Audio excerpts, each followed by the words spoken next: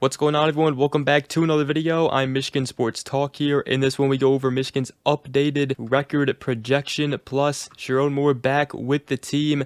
And he says the vibes and energy are high. He also goes over the goals and the checklist for this upcoming bye week, as it is opportunity week for these players. And they'll also be working on fundamentals, wide receivers catching the ball. He'll also still be working with the offensive line a little bit more as they continue to progress each week. And we also go over Rod Moore making his first appearance on the field since the 2023 season. And we also go over the kickoff time for the Wisconsin game, plus Justice Haynes and Bryce Underwood being two of the fastest players in week 4 of college football. And we also go over whether or not Justice Haynes should be in the Heisman conversation. It's all going to be in this video and more, so let's go ahead and get right into it.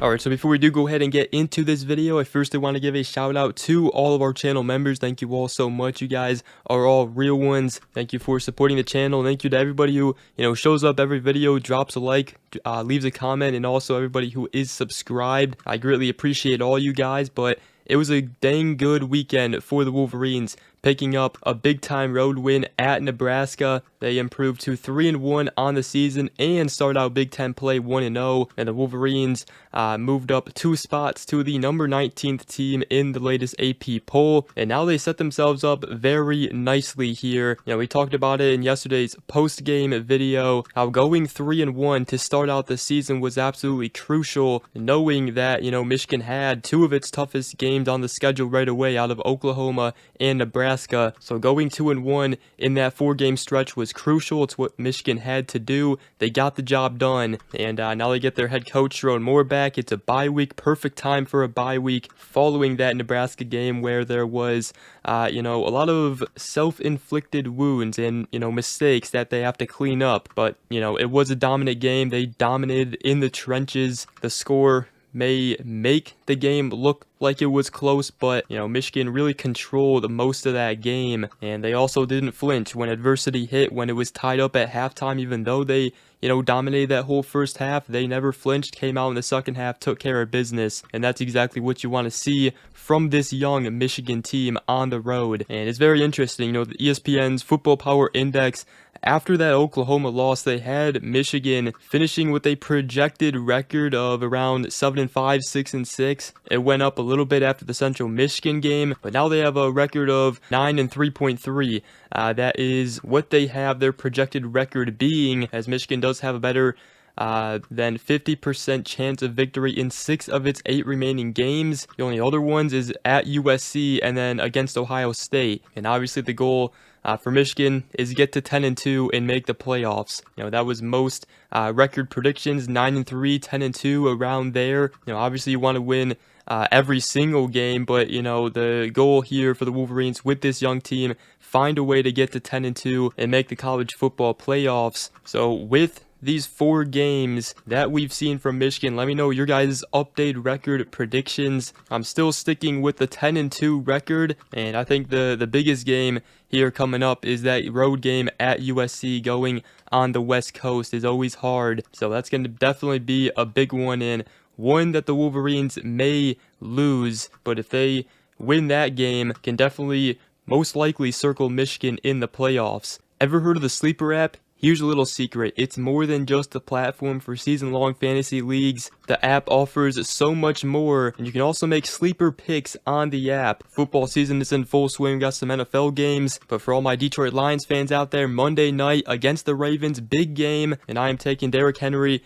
to pick up a touchdown in this one, and then also Amon-Ra St. Brown to pick up a touchdown. That's just one example of many picks you can make with the Sleeper app, and again, they offer so much more. You can use promo code MST. You'll get up to a $100 match on your first deposit. Terms and conditions apply. See Sleeper's terms of use for details. Currently operational in over 25 states. Link down below in the description. Go ahead and check out Sleeper today. But Sherrone Moore, Michigan's head coach, back with the team now this week. It comes at a good time, with the bye week. His team got the job done while he was away, and he said today in his press conference. First of all, good to be back. Missed the players, missed the coaches and the staff, and the vibes and energy are high. I felt like we had a really good week of preparation. We played well, and I felt we did the same for the Nebraska game, and he said he's just wowed with the connection of this team. They're just completely locked into the task at hand and what we need to do and how we need to get better. You know, there's always things to fix and correct, but how they played was really the most important piece, and we really emphasized that. It's the how. It wasn't the what,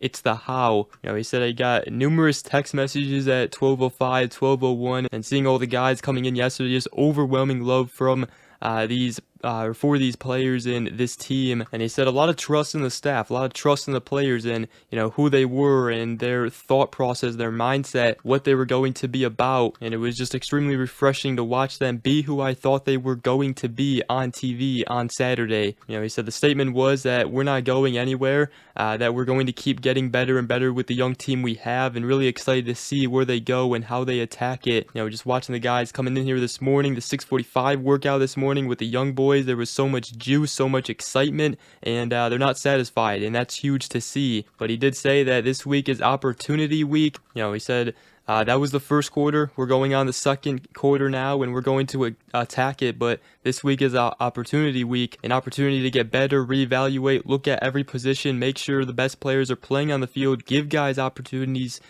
to play, but they've got to go earn it, and also be more fundamental, attack our fundamentals, attack our technique, attack the how, and keep everybody healthy and get guys back that are healthy. That is their goals here for this bye week. And as far as catching the ball, he said we're really harping on that, as there were a lot of drop passes in the win over Nebraska. And Sherrone Moore also expects continued improvement for the offensive line. He spent additional time before, he emphasized, it's low pads, it's tight hands, it's feet continually moving. He spent a little bit more time, after that Oklahoma game. We expect him to continue to do that. And the offensive line, we're watching them. They're improving every week. They were without two of their starting offensive linemen out of El-Hadi and Brady Norton against Nebraska. They're starting to find their identity offensively, and the offensive line definitely starting to play better here, starting to gel more. And then also, he spoke on the secondary, the young players, the freshmen they got. He said to watch a guy like Jaden Sanders, who's a true freshman, you notice him make plays, you notice him tackle people in the open field. He praised the defensive staff for what they've accomplished with the group of young players. But, he said we're going to do a good job with the plan of how we're attacking the week, being smart with what we do in practice, so we make sure we get some guys back and get the guys that are playing their legs back. That's going to be a key piece to what we do this week,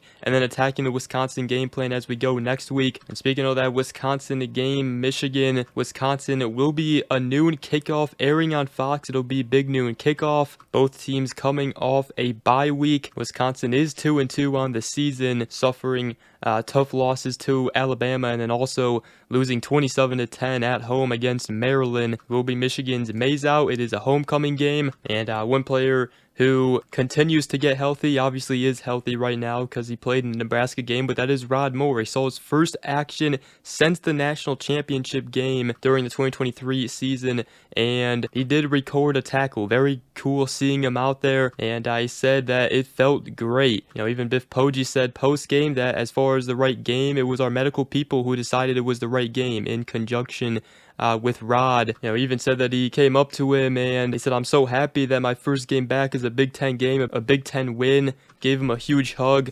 before the game was over. So very cool to get Rod Moore back, and that's going to be a key piece for this Michigan secondary, this defense. So awesome to have him back. And I wanted to end this video by talking about actually both Justice Haynes and Bryce Underwood, but more so on Justice Haynes. But first, both of them were among the fastest college football players in week 4. Justice Haynes came in at number 4 on with a 21.5 mile per hour top speed in his long run against Nebraska. And then also Bryce Underwood came in at number 6, 21.3 miles per hour on his one long touchdown run against Nebraska early in the game. I mean, that is absolutely insane to have that for a quarterback who stands at 6'5", 230 pounds. And pair that with Justice Haynes and Jordan Marshall.